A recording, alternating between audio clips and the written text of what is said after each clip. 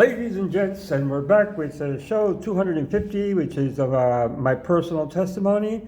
And now we're introducing chapter 7 of my personal testimony. We had to make a little detour on some certain important issues that needed to be addressed. The title of this show, chapter 7 of the show 250, chapter 7 is Venice Beach and the Christians. You heard correctly. Venice Beach and the Christians. Let's jump right into it. Okay, as you remember in show 6, I managed to escape the homosexual man's apartment when he was about to blow the trumpet. You know, I was doubting my manhood and thinking maybe I'm gay.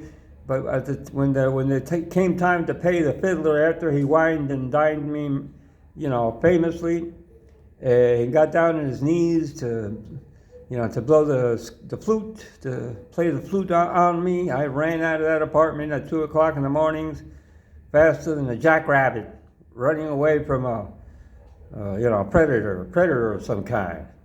So it was 2 in the morning, cloudy in San Francisco, and I decided to continue my journey toward Los Angeles. Anyway, as I was walking, across the, I had to cross the Golden Gate Bridge and catch the highway that goes all along the coast. One of the most beautiful terrains of nature in the world, I think, is California. Its valleys, its mountains, its deserts, its beaches. Almost as beautiful as upstate New York. I was impressed. Anyway, as I'm walking, alone with my little backpack and relieved that I was finally realized that I am not gay. I am not of the persuasion, of the homosexual persuasion. I am not. I just had problems with women, but I had a few failed relationships due to my love of drugs, mainly LSD. As I'm walking, I see this hippie, this black man, a black hippie. He looked like Jimi Hendrix. He was walking alone also, sort of like in the same direction. He looked just like Jimi Hendrix, but he was a black hippie. There wasn't a lot of black hippies back in the hippie revolution. They were a minority.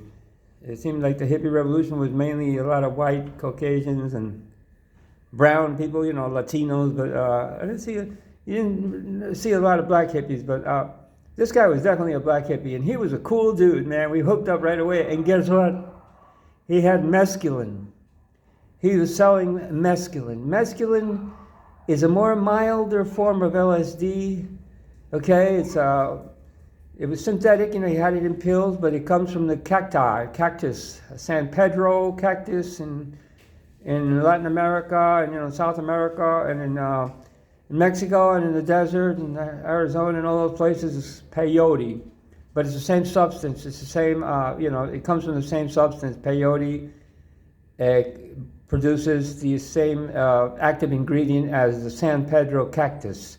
And then when they synthesize it, it's mescaline in pills. It's a lot better than LSD because it's not, LSD is a little more intense, okay? Adrenaline, intensity.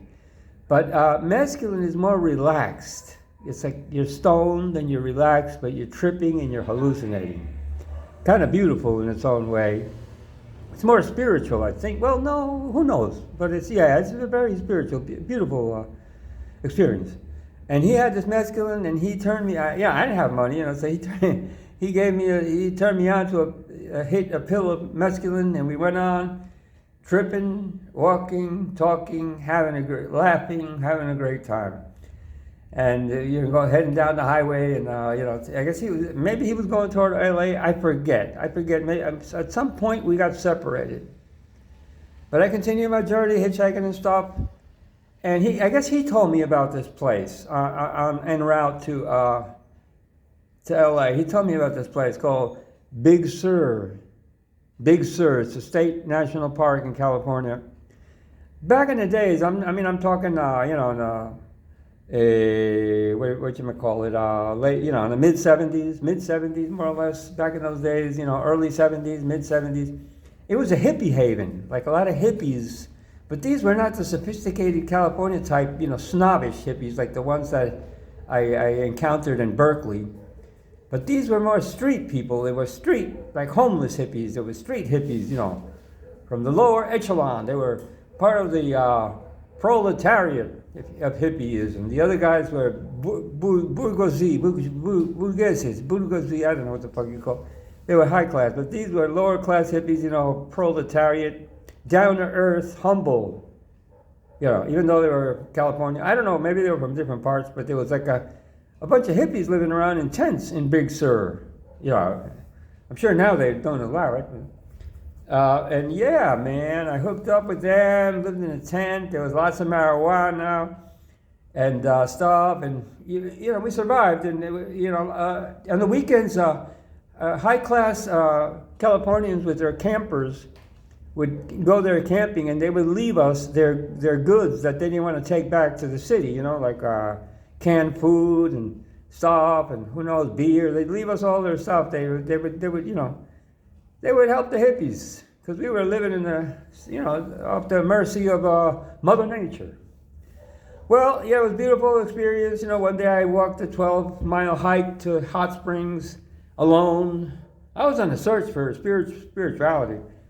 And I ended up, it was so cold up in the mountain in the hot springs. There was bears and stuff, man. I don't understand why I didn't get eaten up by a bear. But the thing is that when I got to the hot springs, it was already turning nighttime. And it was very dangerous to trail, along the mountainsides. And so I slept in the hot springs. I just got inside the pool, leaned my head on a stone, and slept all night on the hot springs, because the water was hot and the weather was cold. Yeah. So anyway, one thing I would do, we would go, there was a convenience store near, across the highway there in Big Sur State Park. Across the highway, there was a convenience store, and we would go there and we'd steal, we'd steal food. We'd steal like tuna fish and stuff, for survival. And they had a lot of books too. They sold a lot of books. And I was, looking around books, and my eyes fell upon this book called, it was called Don Juan by Carlos Castañeda. Carlos Castañeda. The book was called Don Juan. And it was about this guy, that it was like a guru in Mexico, like in the Mazatlan area. Is that Sonora? Yeah, Mazatlan around, talking about this peyote guru that would take you to the light of life. Wow, so I really started, every time I go to the convenience store, I'd pick up that book. I didn't steal it, but I would pick it up and read it about this character, this Mexican guru called Don Juan, written by Carlos Castañeda, and how that peyote, and stuff, natural, in its natural form, could change your life and help you to find God. Yeah, to find God.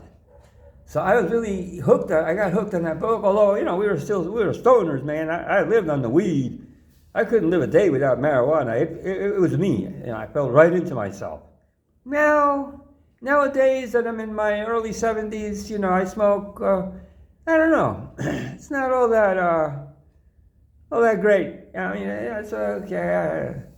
But it's not like before. It was really. It felt like me, But now I smoke, and I don't know. I don't feel all that comfortable with it. Maybe there's a time for everything.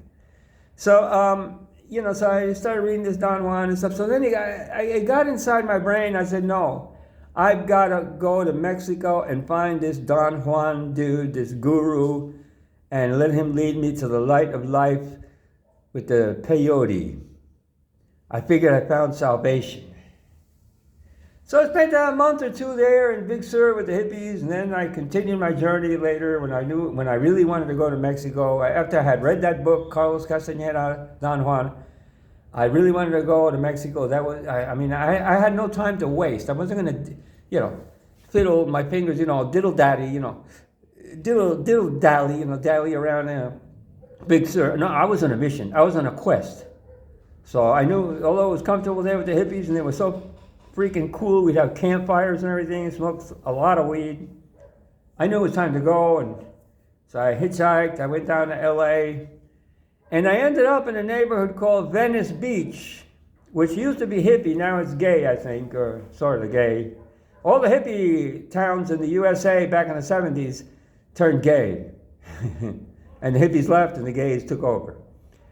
I think Venice Beach was some sort of thing like that. But I was homeless before the homeless term was ever invented.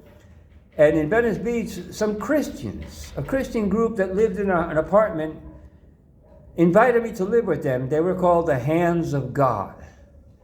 On the next show, we shall talk about this Christian group called the Hands of God, who offered me a free passage to stay in their house, and I got a job so I could have money to go to Mexico. I got a job in Picos Boulevard, and I stayed with these Christians called the Hands of God. Oh, I'll tell you about that later. I love you guys with the love that characterized my personality. Peace out.